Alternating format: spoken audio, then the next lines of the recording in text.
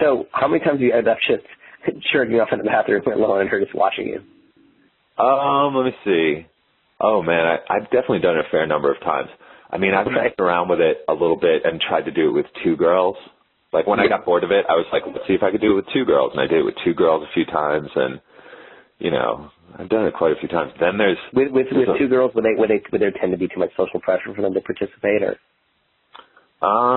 Yeah, the two girls usually just watch. Or they'll, like, grab a hold and giggle to each other a little, you know. Right, they'll do something, but it's for each other, it's not for you. Yeah, but like, you always end up taking one of those girls home afterwards. Right. Like, always. Once they've kind of been through that craziness, they want to go home with you, you know. That's hilarious. Yeah, go ahead.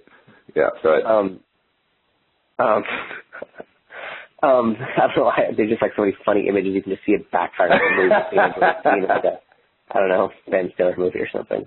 Yeah, I mean, I don't do it like on workshops or anything. Like, it requires like a really certain mindset to get into, you know. Now here's the ultimate question, which I posed in the style diaries from the rules of the game. Okay. After you've gone to the bathroom and jerked off, let's just say it was a solo event with you girls watching. Right. Do you sound better, and are your responses better or worse after having relieved yourself? Maybe I would like I told you, I just watched something about Mary again, so it's a burning question. The burning question. Okay. I mean, if I had a really good time with it, I'm like, cool, I'm heading home. so no would be that in that case. Well, game over at that point, you know. Right. Or sometimes I try to pull the girls home, and obviously a game better because they're just like wanting to do more and get home. Or I pulled a few threesomes doing it, and it's really mixed results, you know. I would say, like, you know, out of the... Yeah, it's really hard to say. Yeah, sometimes I was asking more. There's something about. I always talk about this in the reading sometimes, and in the book. But there's two philosophies of guys. Some guys believe that, as I do, that by withholding and not releasing, you know, that you're going to kind of project more charisma when you go out and have more of a need for something to happen. Other guys believe that by releasing, you'd be relaxed and cool and give off a better vibe and come off as less desperate. Yeah, I would. Agree with the second part, so I guess I would respectfully disagree with you on this one. No. It's a matter of personal preference, and I think there's something about Mary theory. Yeah. I remember the last when I was doing that workshop in Austin, and I did the girl under the stairs.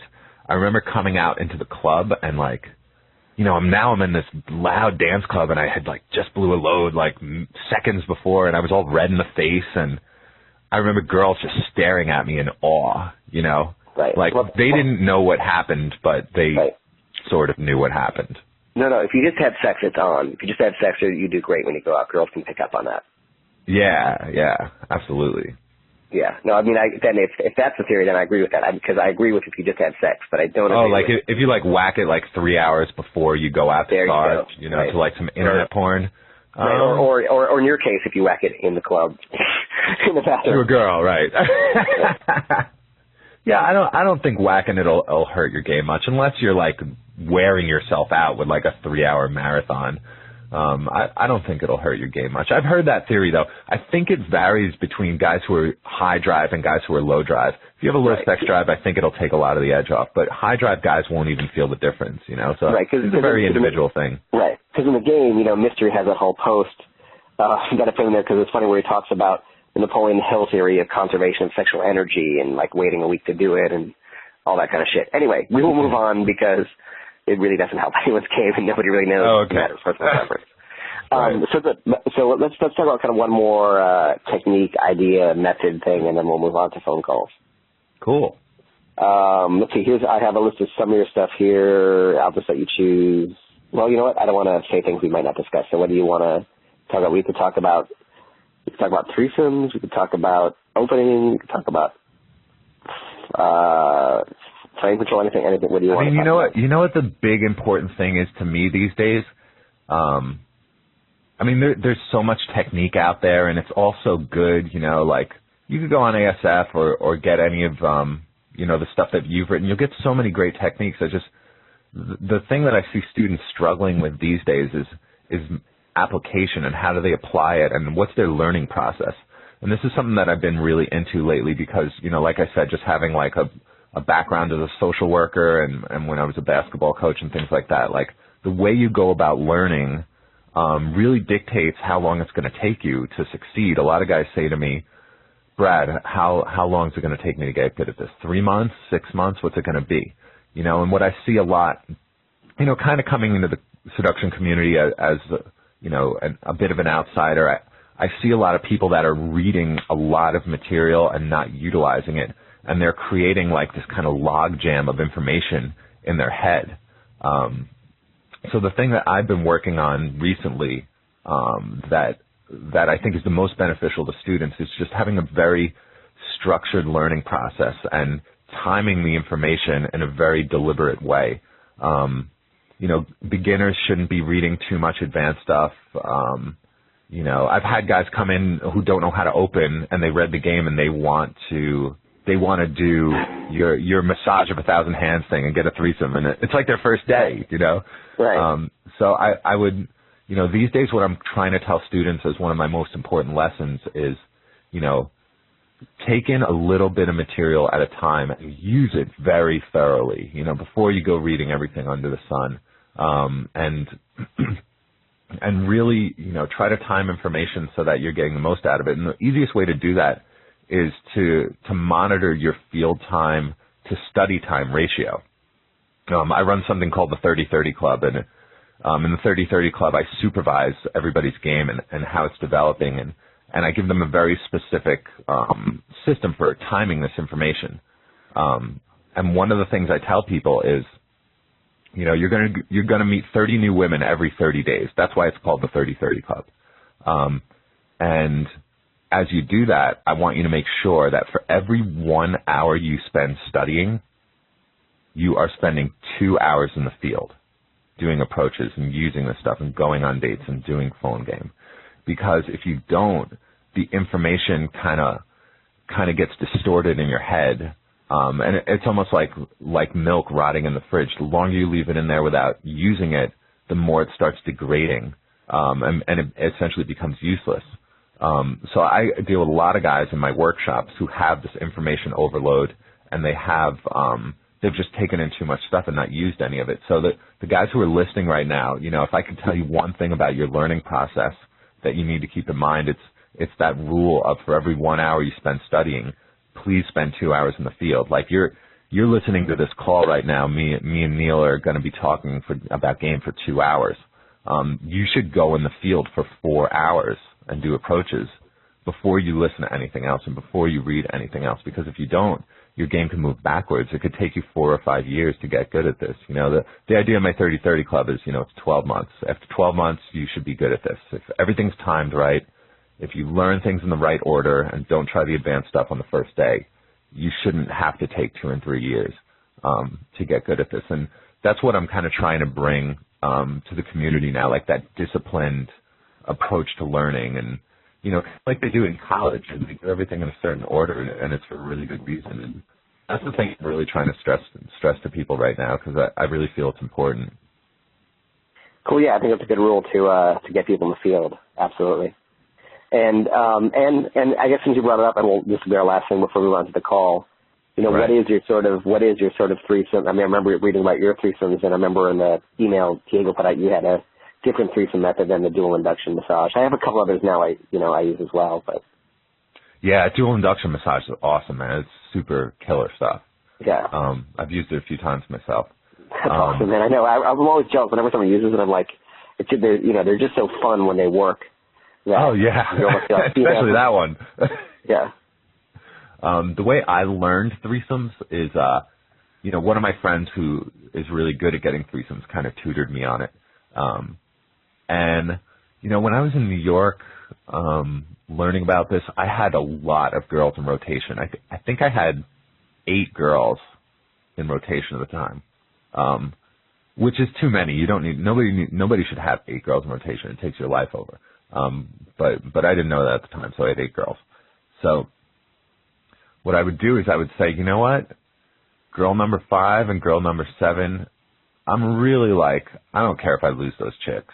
You know, I could take them or leave them. I'm going to just invite one of them over, get her really turned on, and then have one of the other ones come over and kind of walk in on the middle of it. And so the idea is to build a high level of compliance in two of your fuck buddies, and then just kind of throw them together and hope it works out. And if you lose them, you lose them. And I haven't lost any yet. So to get more into the specific technique of it, what you need is, you know, a lot of times you'll have that one girl in your rotation who's like legitimately bisexual. You know, she like really likes girls. So that's the great starting point. As long as you have one of those girls to start with, you're doing good. So that girl, you want to tell her, you want to be like, listen, I think I want to have a threesome, and what I'm going to do is I'm going to invite over another girl, and I need you to come over at 10 p.m. So when you get there at 10, the other girl will be hot and ready and waiting for you, and she'll be a gorgeous girl. Don't worry about a thing. So now you have a highly compliant bisexual girl who's going to come over. Now, then you might have like another girl who's like a little less bisexual. Maybe she's curious, but she's never done it. And what I'd do with that girl is I'd say, you know, hey, why don't you come over, have some dinner, like come over around 8:30. And then by like 9:30, I got that girl like into bed and starting to get her heated up. So I'm going to want to kind of, you know, not fully start having sex with that girl yet, just kind of heat her up, tease her for like a half hour. And then when 10 o'clock rolls around, the doorbell rings, the other bisexual girl kind of comes up. So what you have is one like horny, curious girl and one like really comfortable bisexual girl.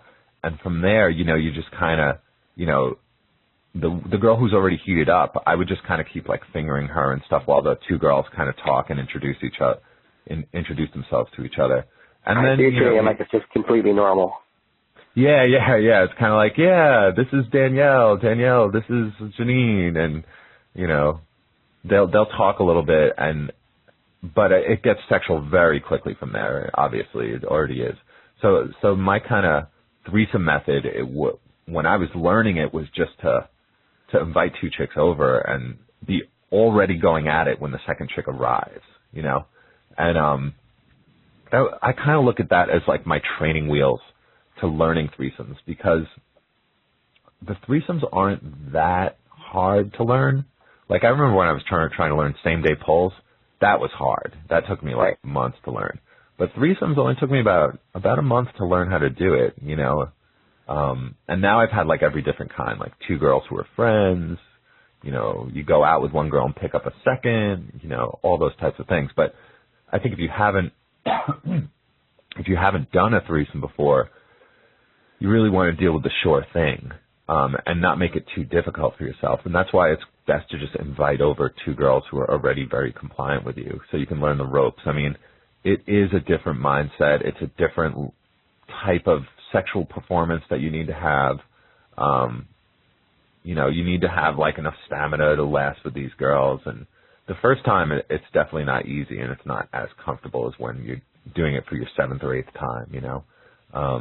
So I think that's just a great way to kind of break yourself in and get some girls in on the process as well. Yeah, you know, it's funny because, you know, since the dual induction in my books, like I had to develop other ways to do things, and I did develop another way, which is not unlike yours. And I'm trying to think if I should share it right now because it's pretty fucking, it's pretty good. Oh, come on, Neil, man. Giving you all my good stuff, man.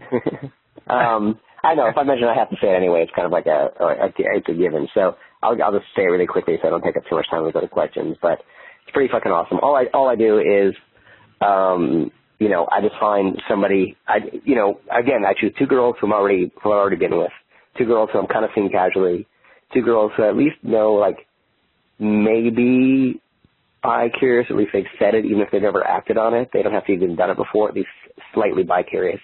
But it doesn't matter to what degree. You know, even if I just have a feeling that they may be up for it, that's good enough for me. So in other words, there's very little pre-establishment of it, other than I know that they might be interested if it's done right. And that really applies to about 80% of girls, if not more. Yeah. So it's simply this. I just choose a night. I make plans with both of them for 8 o'clock. And this hasn't failed yet, but that's also because I've chosen the right people. I'll make plans for 8 o'clock. As they're driving over, I'll call one. I'll say, hey, I invited a little plaything over for us tonight. And, I'll get 1 or 2 responses either, I usually get, if she's really into it, she'll be like, is she cute? What's she like? That happens about 10% of the time. Other times it'll be like, plaything, what do you mean? I'll be like, oh, there's this girl. She's really fun. You'll love her. She's really cool. And she might have an objection. I'll deal with one objection, then I'll change the topic. I'll be like, and, we're going to go to this, I got this pasta. It's like actually chocolate pasta.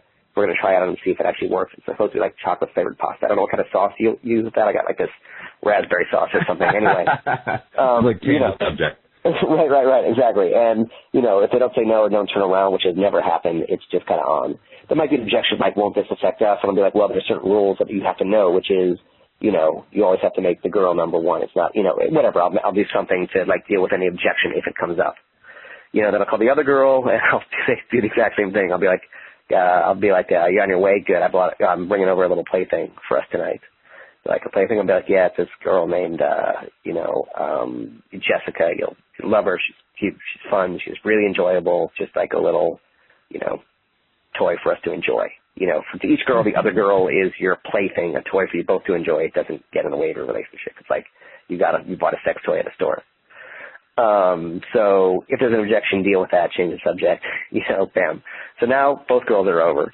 Generally, if, when you were seeing 8 girls, there's some girls who felt closer to you, some girls who felt less closer and a little more casual. So, when they come over, I'm going to make sure that whatever girl needs to feel the closest to the relationship, I'm going to make sure the girls are sitting next to each other. I'm going to sit next to the girl who needs my attention more, who feels like she's going to, who's less open-minded perhaps. And also, I don't want to be sitting between the 2 girls because then it's like, oh, this guy thinks he's a pimp. He thinks he's cool. It always has to be about the girls. It has to be about the girls' experience. So I'll sit next to that one. At some point within the first 10 minutes, I'd go to the bathroom and I'd leave them alone. Don't know why, and I kind of know why, but, it would just be putting a theory on it.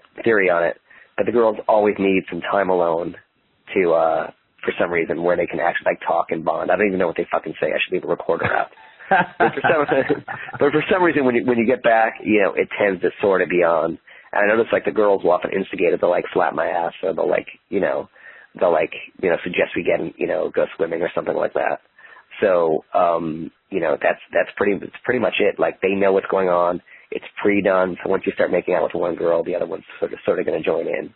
Just have to make sure the one phone call is like 10 or 15 minutes before when they're already on the way. Exactly. Yeah, it's got to be when they're on the way. Okay. So it's kind of like your thing. It's pre-set up, but this time it's pre-set up. It's a surprise to both girls, but it's also pre-set up with both girls. Right. Yeah, that's cool, man. I like it. Does that make sense? Yeah, totally. I could totally see that working. Yeah. It's pretty fun because they're over, and it's fun too. And it doesn't go away. Like there's no rush once they're over. You can go out to a bar and come back. There's no rush because they know it's on. They know what's happening. It's kind of exciting to them, and the longer you wait, the more aggressive they actually are going to start to get about starting it. That is cool. I'm going to try that one out. Yeah, try it out. And let me know. It's great. So any of you guys who are seeing multiple people, that's an easy way to do it. It's funny, and before we start, sometimes every now and then, like, a student will tell me something that's kind of interesting, and he said this. I've never done it. I don't even know if I want to do it. He said that, like, he actually has done things where he'll meet a girl online, and he'll do this fantasy thing where he'll have her come to a hotel room, but black out all the windows, all the doors, and never come over. They'll never see each other. They'll have sex, and then they'll leave. Huh. I thought it was an interesting thing. Yet I've never tried it. I almost feel like there's a danger there that might make you sound like you're insecure about your looks or something like that. Like a pitch black, it's like you can't see the other person at all? Right. So they come in, sex happens, they leave. And there's something kind of hot about that. Yeah. But I'd be curious. I wish I knew who it was because I was curious how he'd deal with the, obviously she's going to think that he's doing it because he's insecure about himself physically. Right. I think it's more, it appeals to the anonymous thing. So some people are just interested in anonymous sex. Right. Right, exactly. And I do know girls who are like that. Yeah. It makes it easier for them emotionally. Yeah. And they get turned on by it. Yeah, absolutely. Yeah. Cool. Sounds like David Shade would have something to say about this. Exactly. So let's take some calls. I think it's been really a fantastic call, man. And at this time, we do have a first question from Rainbow Slave. Your line is now open. Is that Rainbow Slave or Rainbow Slave or Rainbow Slave? Rainbow Slave. Got it. Okay. Man, I mean, this call, you guys are money, man. This is awesome. Great. Thanks, bro. Yeah, my question is actually a little less advanced. So I have a question about blind dating. So I got a couple friends that want to introduce me to 2 different women, and I'm just kind of wondering, they gave me their number and stuff, and is that kind of automatically kind of lowering my perceived value? Because, after all, if I got a number from a friend. Yeah, well, my thought is, sorry, it's Brad's call. Go ahead, Brad. Oh, after you. I'll give 2 cents on it, too. I was going to jump in. I was going to jump in with an overall thought. Fuck your perceived value. Don't worry so much about your perceived value. That you're fine. You sound like a cool guy, but you're dangerously on social robot terms when you don't take a chance or do a step that might help you by worrying about your perceived value. In other words, you haven't met these women yet, so you have no perceived value. So by calling them, you increase your chances of being with them, period. So who cares about your perceived value? And they're the ones who want the blind dates as well. And so I'll let Brad answer the meat of the question, but if you think about it in the big picture of it, you have no perceived value to them. By calling them, you're going to increase your odds. By not calling them, you're never going to see them. So, of course, you're going to call them. Yeah, you got to call them. Now, once you call them, I think the whole key to this is to make sure you don't put too much pressure on the situation. The whole problem with people getting hooked up and blind dates and things like that is that both people, the guy and the girl, come into the situation feeling like something's expected of them, or there's some kind of pressure to hook up with the other person, and that's a big turnoff to women, to feel like they owe it to their friend or they owe it to you to like make out or whatever it is. So you want to, I would say, treat it real casual and kind of be like, almost disacknowledge the fact that you were hooked up by someone as much as possible. Hey, little bird gave me your number, figured we'd talk, Now, this doesn't guarantee that you'll get anywhere with me, but I heard you were a really cool chick, so kind of turn the table so it's more like she's proven herself to you. But just don't go in with any expectations of it going anywhere, and certainly don't put any expectations on the girl, because that will kill the whole thing for sure. Yeah, so it's kind of like commitment versus attachment, which Strauss talks a lot about. Yeah, absolutely. Good advice. Okay. So, cool. All right. My last advice is just don't make it datey. Bring her into your world and your friends and say, hey, you know what? I got this fun thing going on. Come along and join us, and don't make it datey. The less datey you make it, the better you'll be doing. Mm-hmm. Cool, man. All right. Our next question does come from Akili. Your line is open. Hey, Akili. Hey, what's up, Sal? How are you doing, guys? I have a question for about 2 points. The first point, I started to get this number lately, after I started 6 times a week. Wait, hold on. Was that your phone ringer there? That wasn't me. I don't know what that was. Yeah, no, I think it was Akili's phone ringer. Anyway, go ahead, Akili. Hi, yeah. Lately I start to charge a lot, 6 times a week or something. I go out to the field a lot. But, my sticking point now is day 2 I'm kissing, I get, I told Bravo I get 5 slabs because I'm trying to kiss. I told the girl, close your eyes, then I get to kiss her, then I get to slab, I'm really miserable on that these days, So any tips in that, something? Okay, cool. All right, so let me get this straight. You're going out and meeting a lot of girls. You are getting them on dates, and you're just having a little trouble with the kiss part of it. No. I get to the kiss part when I meet them, half an hour after that or something. Oh, okay. So you're trying to kiss them pretty much right away when you first meet them. Yeah. Okay. So here's the deal with this.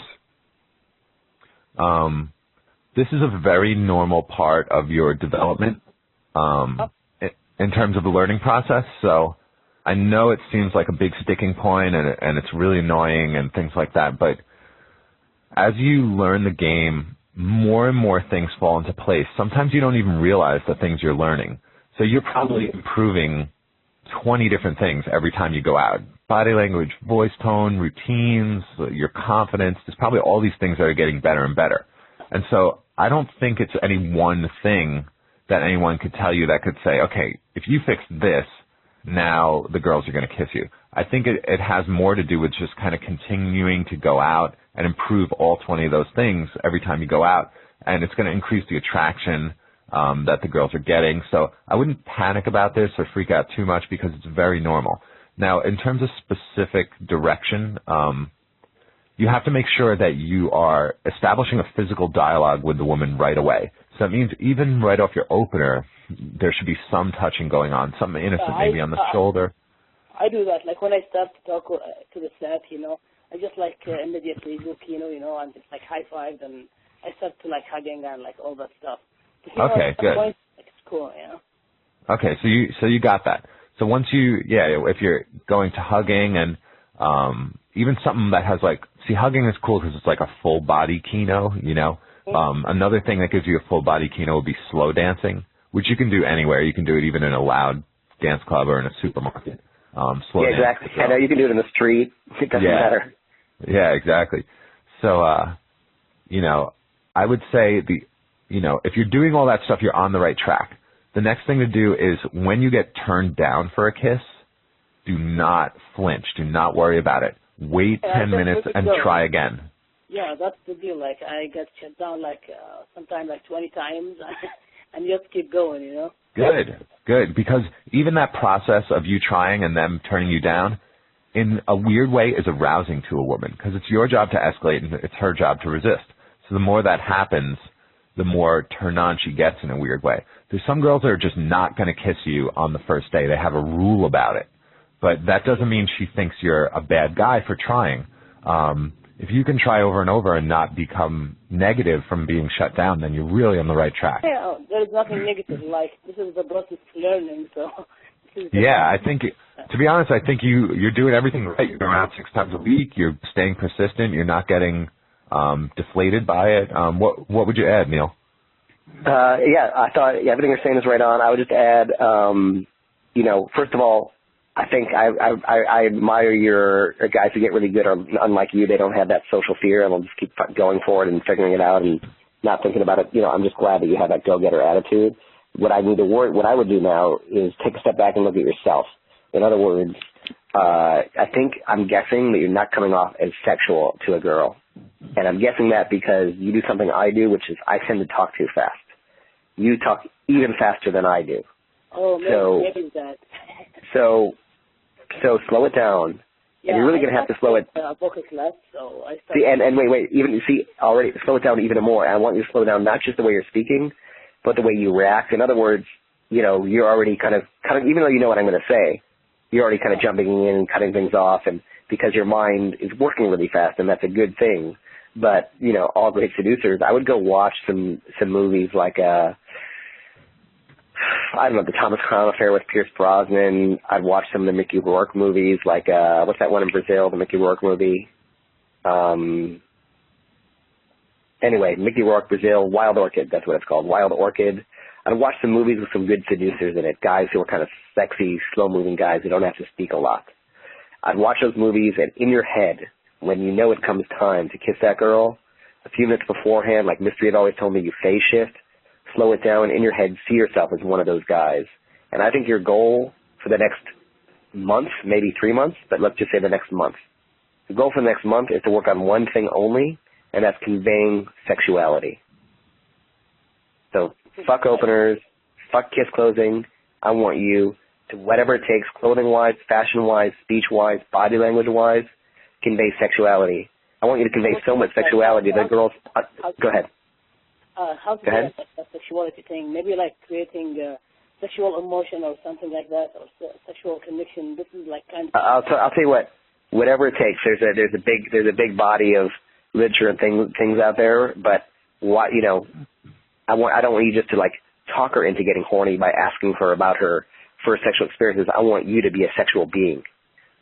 So it's not going to be routines. It's going to be inner stuff. I want you to be a sexual being. It's not getting a girl to talk about sex or running, crazy NLP routines on her and shit. Yeah, dress sexy, think sexy. Listen to the Pheromone Kid. He talks about how to develop yourself into a sexual guy. You know, everything about you is what I think Neil's getting at. Yep. Like I get in my head, like, and I start to think that I'm the sexy thing, and like that thing, I put it in my brain, then I try to apply it. That's what you mean? Or? Yeah, that's the idea. I mean, it's everything. It's the way you talk. You know, have a role model. How about this? You know who Prince is, the singer Prince? Uh-huh. Be more like Prince. Everything about him is sexual. The look on his face, his voice, his clothing, everything about him is sexual. So you need to be more like Prince. Right. Girls love him. He's a short, weird-looking guy, you know, and women love him. So yeah, I agree. Find a role model, watch those movies, watch Prince, and try and walk outside feeling, talking, speaking like one of those people. And when it comes time to phase shift, you're going to have to slow down your switching speed. Just, you know, slow it, stop, get out of your head, stop thinking, and root yourself more in your feelings. Guys are very sexual. They're not in their head all the time because you're a smart guy. You're a quick guy. You get stuff. But try and feel when you walk around instead of thinking when you walk around. All right? Okay. Okay? Thanks. Have a good day. Great. You Good too. luck. Our next question does come from Monk41. Your line is open. Okay. Hello, guys. I've just got a question regarding approach anxiety, and I guess the situation I would like to give is approaching a girl on a bus. Okay. Approach anxiety, approaching a girl on the bus. I have approach anxiety in general, but that particular situation seems to be a bit of a problem for me. I don't know why. Yep. Yeah, that was a scary one for me. I'm from New York, and I used to approach girls in the subway, so it's kind of a similar thing. Yeah. Here's my thoughts on approach anxiety and how to beat it. There's two ways to do this, you know. Some people will try to give you a technique that says, all right, on a bus, stand at this angle, talk at this volume. Great. Okay. Now the idea of that approach is to technique it, is to work within your comfort zone, which is kind of small in this situation. So you can work within your small comfort zone and be techniquey about it. Now, the other thing that you can do, and this is, I think, will be better for you in the long run, is to expand the overall size of your comfort zone. Yeah, I agree. I just gave that as a specific example for you to work Okay, with, great. So here's the deal with social anxiety, approach anxiety. Approach anxiety is part of a larger issue called social anxiety. Okay? Everybody in the world has some degree of social anxiety. Now, the guys who are really good with women, these guys don't have a lot of social anxiety. The naturals I learned from, the Pheromone Kid, Joe Natural, these guys don't have a lot of social anxiety. Okay? So if you can reduce your overall social anxiety, that will not only cure your approach anxiety for girls on buses, it'll cure your approach anxiety in general, any anxiety that you have in your mid-game for dealing with groups of people, any anxiety that you have for escalating girls or bouncing girls out of the club. It'll kind of fix all of those things. So I would try to treat this as a social anxiety issue. Now let me tell you about some of the treatments that are out there for this. Some people have, a serious problem with social anxiety, and they need to go to a psychiatrist and get some medication for it. I can't tell if you're one of those guys, but that's one thing. No, I'm not. I just okay. My basic thing is I sorry to interrupt. I actually did a boot camp with Adam Lyons. Oh, cool. I know Adam. Yeah, and for normal human interaction, I'm fine. But when I was seeing the other guys, like he said, okay, I want you guys to do 7 approaches in the street. This is not normal behavior for most people. No. To go walk up to women or whatever. And that's the problem I have. That's what I have problems with. Yep. Cold approach pickup is a whole different world. It's not just about being a normal guy. That's a part of it, but it's so much more, too. Yeah. There's different ways that people improve their social anxiety. What I teach in my workshop and in my one-on-ones is I have a system for this that I call 18 degrees of social freedom. Okay. And what you can do is if you want to email me, or anybody on this call wants to email me, I'll give you, it's just a little, Word document with 18 exercises. And my email address is bradp@bradppresents.com. And I'll give you the exercises. And if you do these exercises twice a week, it gradually increases your exposure to social pressure. And I think a lot of the things that Neil teaches in the Style Life Academy, they do the same thing as well. The last guy had talked about doing his, his stand-up comedy thing tonight, and that's going to increase his exposure to social pressure. So I can give you these 18 exercises that just make it very structured. It only takes 45 minutes or an hour. You do it 2-3 times a week. In a month or two, you will have no social anxiety. I mean, it'll be greatly improved. It might not be completely gone, but yeah, just shoot me an email and I'll send that over to you. Okay, bradp@bradppresents.com. You got it. Okay. And anybody on the call who wants it, just let me know. I'm glad to give it to you. Okay, thanks a lot, Brad. No problem. Okay, bye-bye. Our next question comes from Dylan. Your line is open. Hey, guys, what's up? Louder. Guys, what's up? Okay, you're going to have to talk that loud the whole time because your connection's really quiet, but I'm going to listen really hard. Man. Just let me know if you can't hear me like you are.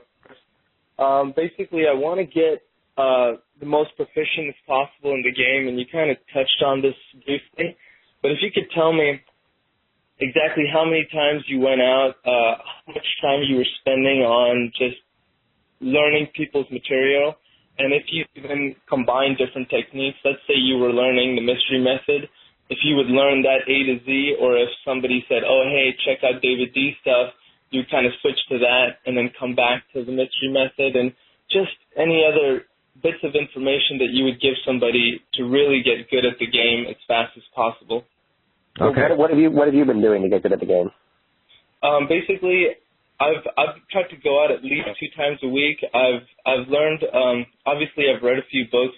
Style, yours being the first one that really got me into this, and then I've done the mystery method. I've studied it, but I found myself where before I even went to another technique, as I was reviewing all the material I had for mystery stuff, the second time I saw it, I was even picking up more bits of information.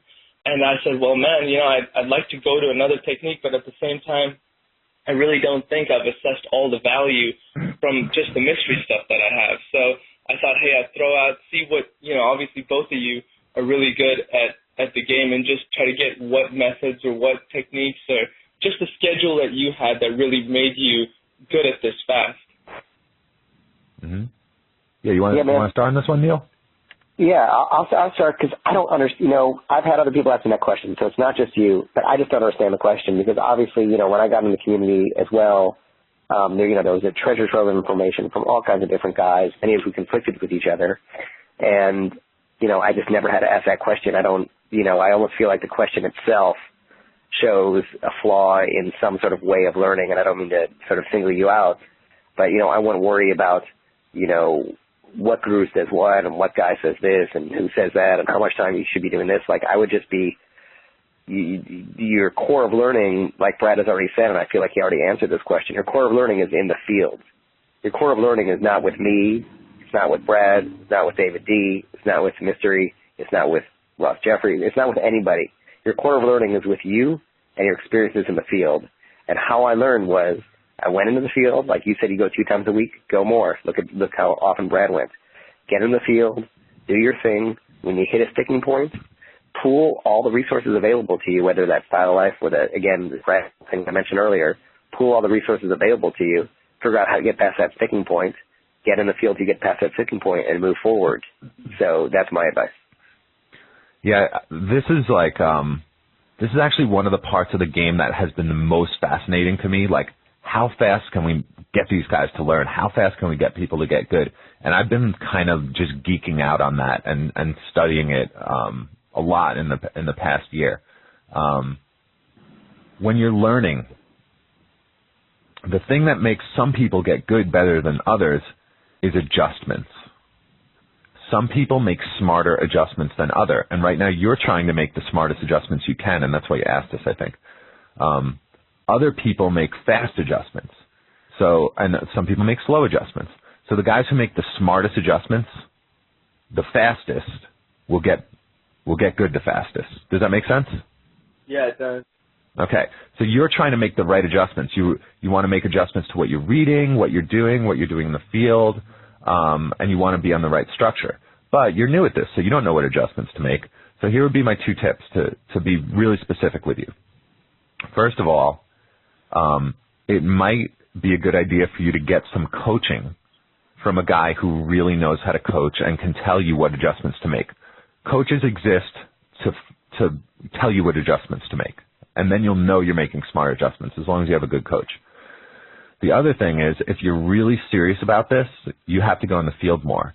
For the casual guy who's learning 2 times in the field per week is very good. You will get good eventually if you do that. But if you're trying to get as good as you possibly can get, and it sounds to me like you want to be amazing at this, 2 times per week will not make you amazing. So you have to go more, and you have to get coaching. That would be my 2 suggestions to you. Okay, Brad, just as a quick thought here, you went, I got on this call late, but from the email I read you went out 7 times a week. That is correct? Yeah, I went out 7 days a week, and I wasn't reading really anything. There was one book I was reading, but it wasn't really seduction. It was really like self-help. Okay, so you pretty much weren't really doing any homework to prepare yourself to go out. You were just going out and learning everything in the field? Yeah, I would have, I wish I would have done some homework. That would have been great. I just didn't have anything to read at the time, But yeah, I just jumped in, did it by trial and error, and I did study with people who were excellent at this. So I don't think my path to development is normal, if you really wanted to emulate me, you could. You could get the interviews with naturals that you could learn from the same guys as me, and you could go in the field 7 days a week and you would be great. But I think most people just aren't as extreme as me and are just not going to go 7 days a week. So, I would say phrase it like this. Say to the coaches, I'm trying to adjust these 3 things in my game right now, and I'm going out this many times, and this is what I'm trying to adjust. Tell me what I can do to adjust these things, because I want to make the smartest adjustments I can, and I want to make those adjustments as quickly as I can. Got it. And Sal, if I can get your input as well, I think when you started off, there was probably a little more information. I don't know what exactly the time frame was, but was your style like Brad, or did you actually spend a lot of time preparing before you went out? Everything I did is in the game. So my whole story is there. So, and guess what? There's always been too much information, but all you need is a little bit of information, and to choose the little information you need to get past your next sticking point. Really just take it one step at a time. You're getting overwhelmed trying to you're just getting overwhelmed looking at too much. It's like saying where do I want to go and looking at a giant map of the United States and a list of every single city in the United States. Just choose where you want to go and then find what's going to get you there the best.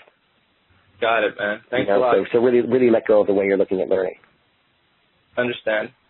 Cool, man. All right. So yeah, seriously, good luck. I just say get out, start interacting, hit your sticking points. When you hit them, hop on the elite forum, ask the boys how to get past your sticking points. That's my advice for how to learn. Great. Thanks. Cool. And like Brad said, if you get stuck, get someone to watch you in the field. All right. Awesome, man. Cool. If I could insert a question. Hey, Brad, this is Diego. I think it was great for you to share your development story. And it might be helpful for the guys to talk a little bit about how much rejection you faced, and if you ever fell on your face, if there's some funny stories. Was it easy for you? Was it painful for you? And what all that rejection felt like, and if there was a lot or a little, and how that worked. Yeah, sure. I actually went through a lot of rejection when I was learning. I'm a pretty weird-looking guy. I'm awkward, and I hadn't fixed my body language yet and my posture, so I think that contributed to it. There was times when I would say, hi, or hey, do you know where to get some cotton candy? And the girls would just be like, get out of here right now. And that was the approach. It was simple as that. So the way I kind of looked at it was, I said to myself, I'm going to get good at this no matter what it takes. I don't care if these girls reject me or if any girls reject me. I'm going to get good at this, and I'm not going to let anyone stand in my way. So I looked at these girls who rejected me as like just people who were kind of standing in my way for a brief period of time. who I could kind of quickly move past if I just continued approaching. So when I would get rejected, I would immediately turn to my right and open the next girl I saw with the same opener. And the reason I did this is because rejection can cause negative self-talk. So in order to cut myself off from thinking bad things about myself and beating myself up and saying, you're no good at this, you're a loser, you should just go home, or any of those negative things, I just turned to my right and opened the next girl I saw with the same exact opener. And it was just to prove to myself that, there's nothing wrong with me, there's nothing wrong with the opener, that's just the way it goes sometimes, or maybe those girls were just weird, and it allowed me to stay positive. And after a while, I just stopped feeling the rejection. And nowadays, like, the rejection is just funny to me, I really don't care. I prefer I have about a 20% blowout rate to this day. And the reason I have a 20% blowout rate is because I want a 20% blowout rate. I could make every set open, but I wouldn't be going hard, and I wouldn't be taking risks. And if you don't take risks, you don't get laid. So, I want the 20% blowout rate just as a time saver so I don't have long, boring, go-nowhere conversations. So I've used all these strategies to just reframe rejection and what it means to me. I mean, in the beginning, it meant I was, a loser. Now it just means I'm saving 20 minutes. So, I prefer rejection to a 20-minute go-nowhere set. When I go in field, the 20-minute go-nowhere set that's the most catastrophic event that I can have in the field. But a rejection is almost like I don't feel it, it's funny, and then I can move on quickly, So you have to reframe these things. That's a great attitude. Thank you. I think it's hilarious when you just turn to the next girl. I can feel for so many guys, they walk away with their legs between their heels, but you just turn to the next one, you're like, next. Yeah, exactly. You can't let it get to you. It short circuits all your negative self-talk. And that's the reason why I do it that way. Perfect. Thank you. Our next question does come from Dewiz Zeit. Your line is open. Dewiz Zeit always gets on the calls. What's up, man? How's it going, man? Doing well. Hey, good. So, Brad, I recently heard your interview with David D. about sexy stereotyping. Yeah. And I want to know a little bit more about that. Like, when I go out, I've been experimenting with things like undoing buttons, but I'm kind of at a loss for what you mean by that, and I'd like to know more. Okay, sure. Okay, here's how sexy stereotyping works. And this is about fashion. This is about how you dress, okay? Because how you dress conveys a lifestyle and a message to everybody around you. Right. All right, so we are in the age of mass media.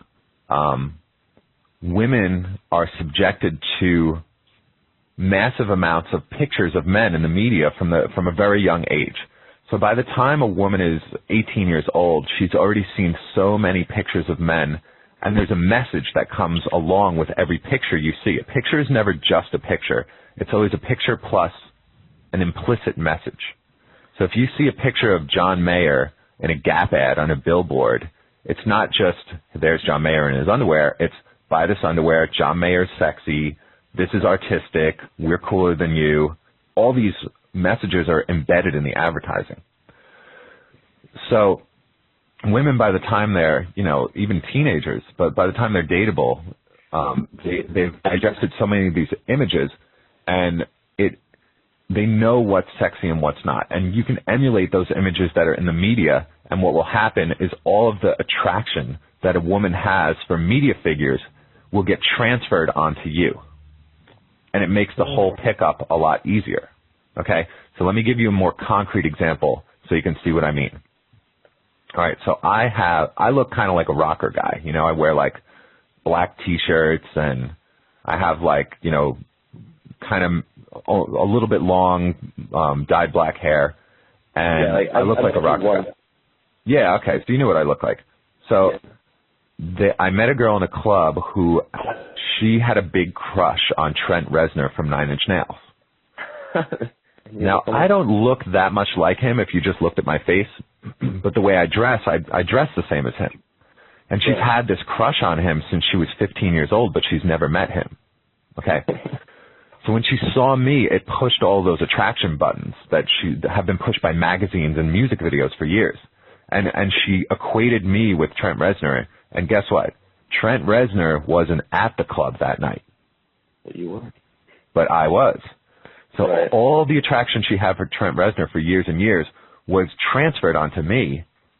And she felt like it was just a great idea just to have sex with me as quickly as possible. So we went at it within, like, I don't know, under 20 minutes probably, because I know how sexy stereotyping works, and I know I've had girls transfer these attractions onto me in the past.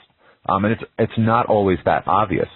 This one girl transferred an attraction onto me because she had a crush on Uncle Jesse from Full House. I don't know if you remember that show. Yeah, I watch it all the time. Yeah. So you know that leather jacket he wears with those zippers and stuff? Right. Like, I wear that leather jacket too. It's not a rare jacket. Everybody's got that jacket. You know, it's kind of a cliche at this point. But since I had that jacket, it just reminded her of that crush that she had on John Stamos. And again, it was just like a lot easier to do the pickup because you have that media connotation that goes along with it. So essentially every girl is going to stereotype you as soon as she sees you.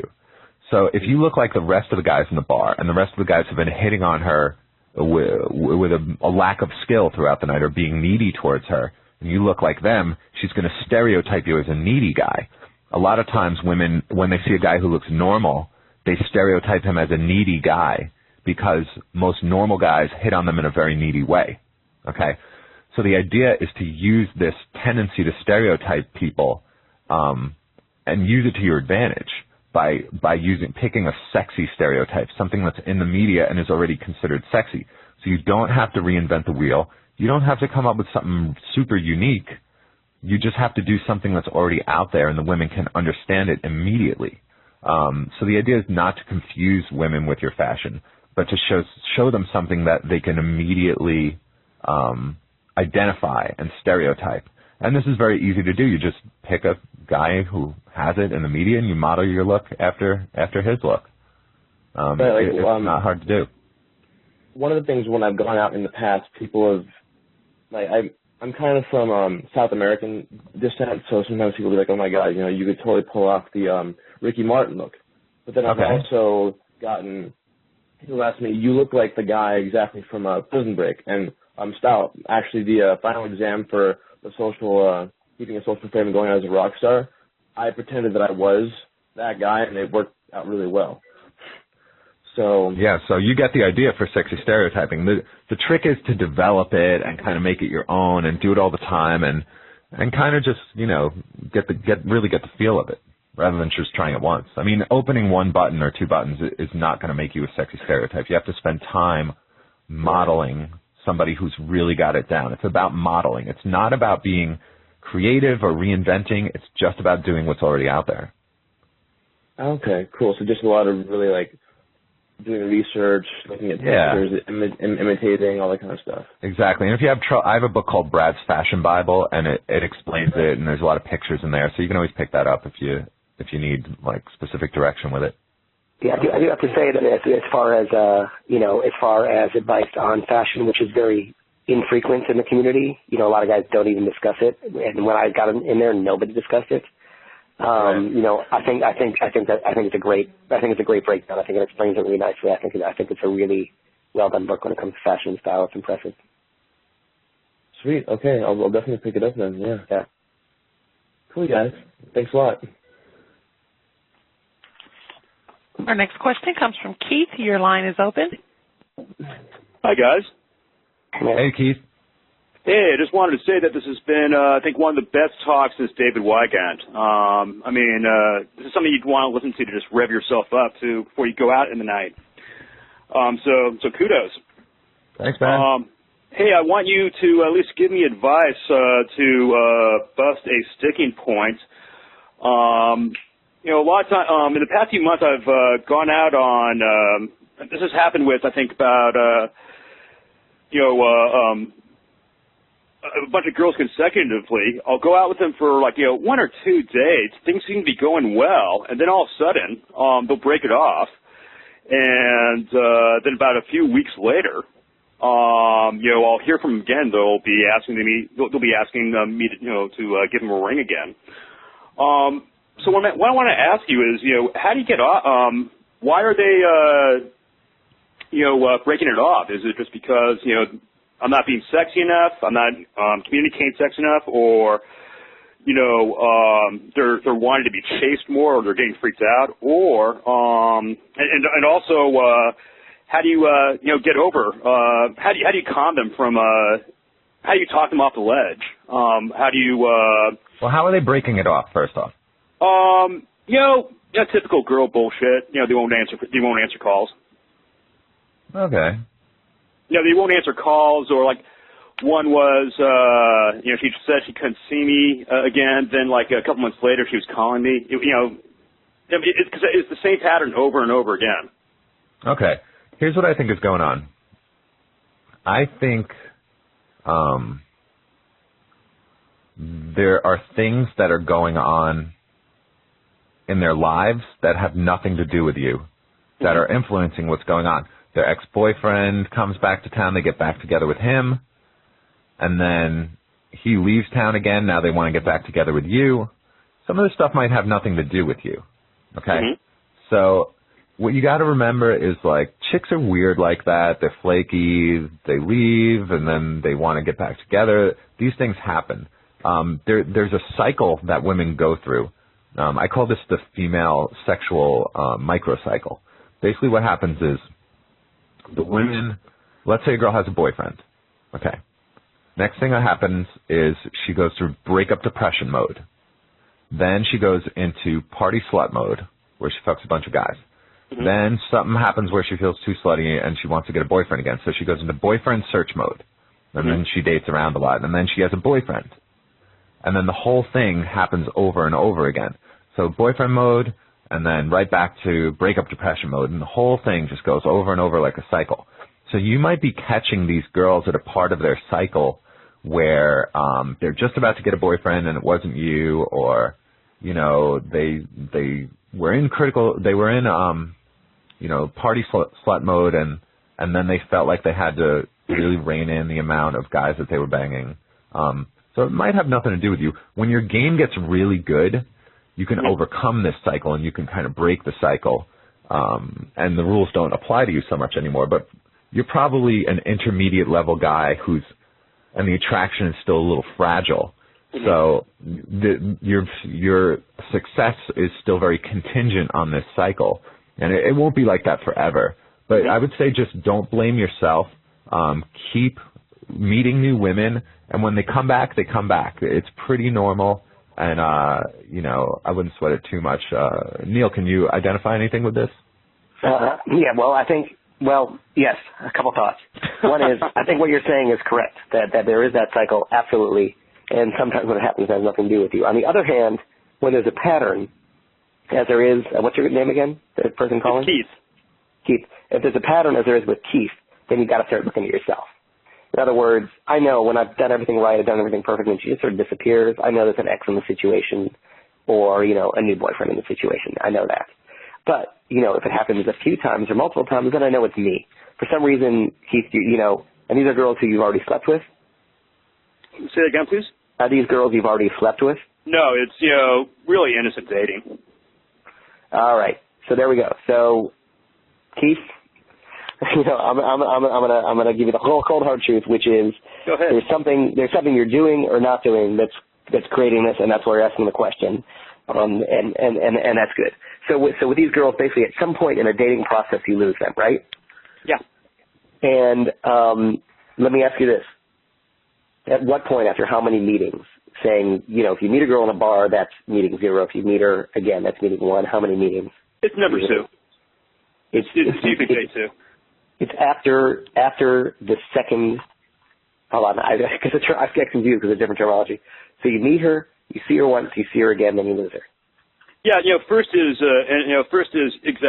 innocent date. Second, is I never move that fast. So second is looks like there's something could be happening, and then and that's basically it. I mean, it's just I got this. All right. Hold on. With these girls, have you made out with them at all? None of them. Okay. Just be moving too slow. Yeah. So let me. So here is a healthy, safe way to date in the modern day, which is this. First, and I'm going to give it to you at the slowest pace. Okay, this is the slowest pace that I'll usually ever go. Mm-hmm. First, I meet them out. We exchange phone numbers. The first date, some sexual intent has to be made. You have to say at some point that this is going to be a romantic or sexual relationship. The best way to say it is with a passionate makeout. If that happens, that's great. And not at the end of the date, but in the middle of the date. At the end, it's like too cliched. Right. The third date, now that you both have established on the second date that this is a romantic or sexual situation, the third date, some romance or sex happens. Mm-hmm. And that is the pace you want to go. These girls are leaving because you're not pulling the trigger. By not pulling the trigger, you're not showing yourself as a nice guy who respects them by not pulling the trigger. You're showing yourself as a weak guy who is not sexual by not pulling the trigger, so they move on to some other guy. Wow. Okay, this is what you need to hear. Yep, that's what it is, man. That's got to be it. Yeah. So go out, dude. Go. But believe me, I know this because I was right there. I mean, you guys, you read in the game, and Mr. and my friends back then can tell you. I struggled with this for fucking so long. I'd go meet a girl, and she'd be like just beautiful, like beautiful. I'm like, oh my God, this is my dream girl. And then I'd get together with her. I'm like, I don't want to fuck it up like the other guys. And I'd hang out and, and then I'd just like, and afterward I'd convince myself I'd done the right thing by not making a move, by not being a cheesy guy. And then I'd lose her. The thing was, I was scared of losing her. I was scared if I made the move and got rejected, I'd lose her. And instead I lost her by not making the move. Wow. Yeah, you're right. Yeah. Okay, well, once again, thanks much, and I'll be listening. Great, and we're over time. That was a great. This is a great call. We could obviously go on for another hour. I really thought you had good advice, Brad. I thought you had great techniques. I thought you really understood the guys. It's not true of every caller, and that was great.